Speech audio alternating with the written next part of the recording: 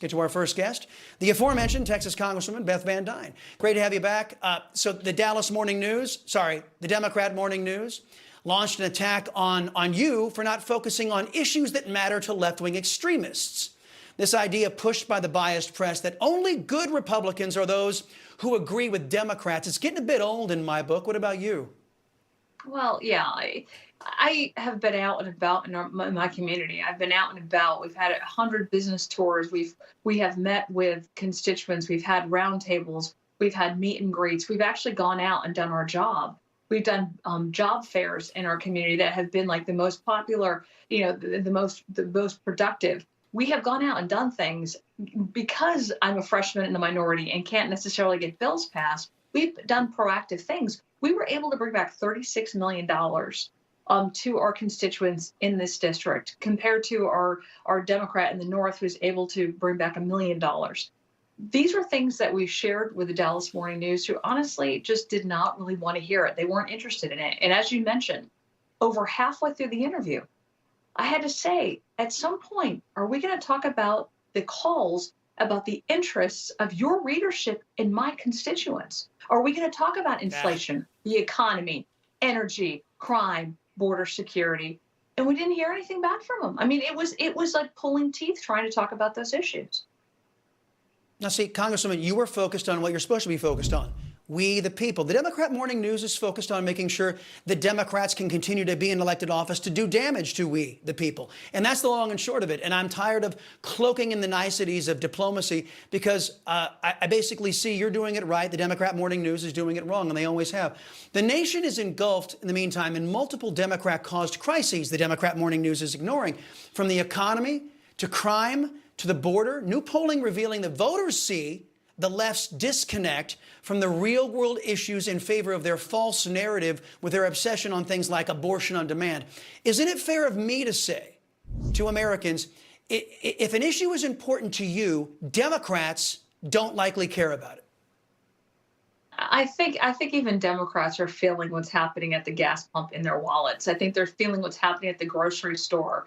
They're seeing that a full month of their paycheck has been eaten up by inflation caused as a direct result of Biden's policies, and Democrats buying into and voting for Biden's policies. I think Democrats realize that. Now, whether or not they vote to change it is something different. What they're hearing from these very, very, progressive media outlets, which is pretty much almost all of them, with your Newsmax being an exception. But what they're hearing is, no, we're going to talk only about abortion, and we're only going to talk about January 6th. And I think, quite honestly, when people start talking about that being the most deadly, attack on the Capitol, they fail to forget that there was a radical liberal extremist who ran down a police officer on Capitol grounds just a few weeks after that happened. That's been ignored. They haven't talked about that. What happened to our congressional members of our baseball team, our Republican members of our baseball team, not that long ago? They don't talk about that. But because of what happened on January 6th, and because it was not supported by radical leftists, that is somehow supposed to take over all of the air in the room. And I'm sorry, but working families aren't buying it. Well, that's the only thing they've got. I was just saying this to my team today. It's all they've got. Abortion on demand and January 6th, because they can't point to anything that they have done, either the Democrat Morning News for the benefit of the people or the party they support, the Democrats. On the top issues for voters, our Democrat border crises seem to be right there at the top. Deadly fentanyl being pumped into the United States at a record pace at the behest of communist China. Texas Border Patrol making a grisly discovery during a car inspection, $400,000 worth of liquid meth stuffed into condoms inside of pumpkins. This, as DHS is reportedly recruiting volunteers from federal agencies to help with the surge of illegal aliens. Now, some of the tasks they're being asked to do: clean up the illegal aliens' trash and distribute supplies to the illegal aliens. Congresswoman, the government won't secure the border, but they'll recruit Americans inside of government to cater to those illegally breaking into the country. Does that seem right to you? Of course it doesn't seem right. I mean, it goes against everything that we claim to stand for. Of course it doesn't seem right. And not only are they spending money on that, but then think about how much money the communities, especially those communities like in Texas, are having to spend on folks who are coming over with between housing and healthcare and schools and education. I mean, all of those things are costing us billions, billions of dollars a year. And we're just continuing, Democrats in Biden administration are continuing to open up the doors. You know, you mentioned fentanyl, and we're coming upon Halloween. I mean, this is tragic. Can you imagine not being able to go trick or treating because you're concerned that your child is going to be exposed to a drug, a deadly drug that's being prepared in China and sold across our borders because we've got a president who will not take it seriously and start shutting down and start closing this off. It is ridiculous that it's happening. We've got to keep fighting back. You've got a lot of solutions that Republicans have brought to the table to be able to address these things directly. We just need to have an opportunity to be able to pass them. And while you've had one party rule in D.C. for the last almost 2 years, we've seen how much crisis after crisis can begin accumulating under one party rule, and it's got to stop. Well, you have no partners across the aisle, and you have no partners in the agendized press, sadly. Senator Chuck Grassley, somebody from your side of the aisle, is calling out the FBI over its obstruction on investigations into the alleged Biden family corruption.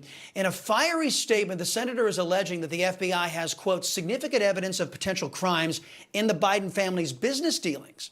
Grassley is seeking records from the FBI related to Biden deals with foreign companies connected to communist China. Of course, this follows FBI whistleblowers sounding the alarm, Congresswoman, on the FBI's political bias. Is there a majority in the Republican Party that you see that actually recognizes a problem with forcing Americans to fund an FBI that is there to protect Democrats when they break the law, and in the case of Peter Strzok and others, manufacture, forge, and lie to falsely implicate Republicans? Does a majority in the Republican Party see a problem there? Well, the folks that I've spoke with in the Republican Party definitely see a problem. They see a hypocrisy, and they see the policing of a federal agency against one party in this country as being dangerous. It is a horrible precedent to set. But it hasn't just started in the last 2 years. This has been going on since Obama, and it's only getting worse. So I think what I have heard discussed in many of our conference is that we're going to see investigations happening. You're going to have accountability finally in government, but it won't happen under one party rule. You have to have parties holding the government and holding the agencies accountable. They're not elected by the citizens, but those folks who are should ultimately be the police of those agencies. We all need to work together. That should not be a bipartisan effort, but you're seeing that it is. I'm confident that there will be accountability, and I trust Jim Jordan, who is soon to be the chairman of the Judiciary Committee, to work on those investigations and bring some accountability to the FBI and the DOJ. No, I like Jim Jordan as well. I think he's spot on a lot of issues. Congresswoman Beth Van Duyne, appreciate the time.